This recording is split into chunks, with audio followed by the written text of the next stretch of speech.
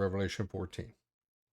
Then I looked, and there was a lamb standing on Mount Zion, and with him were 144,000 who had his name and his father's name written on their foreheads.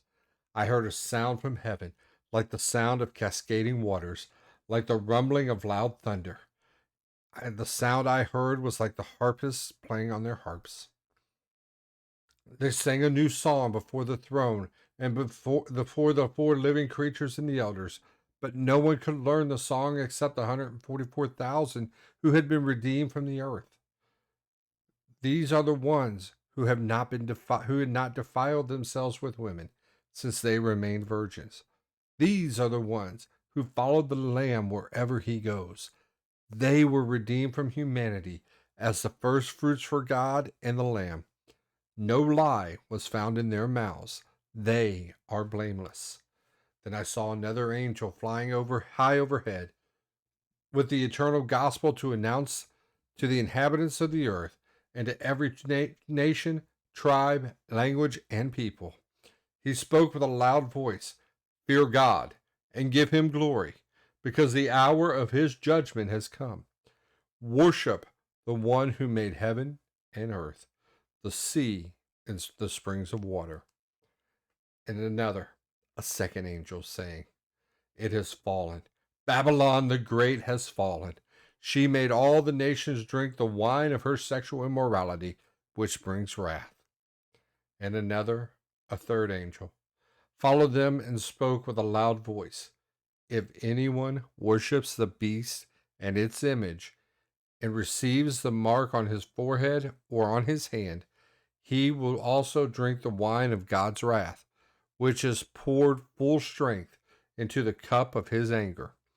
He will be tormented with fire and sulfur in the sight of the holy angels and in the sight of the Lamb, and the smoke of their torment will go up forever and ever. There is no rest day or night for those who worship the beast in its image, or anyone who receives the mark of its name. This calls for endurance from the saints, who keeps God's commands and their faith in Jesus. Then I heard a voice from heaven saying, "Write, blessed are the dead who die in the Lord from now on." "Yes," says the Spirit, "so they will rest from their labors, since their works follow them." Then I looked, and there was a white cloud, and one like the Son of Man was seated on the cloud, with a golden crown on his head and a sharp sickle in his hand.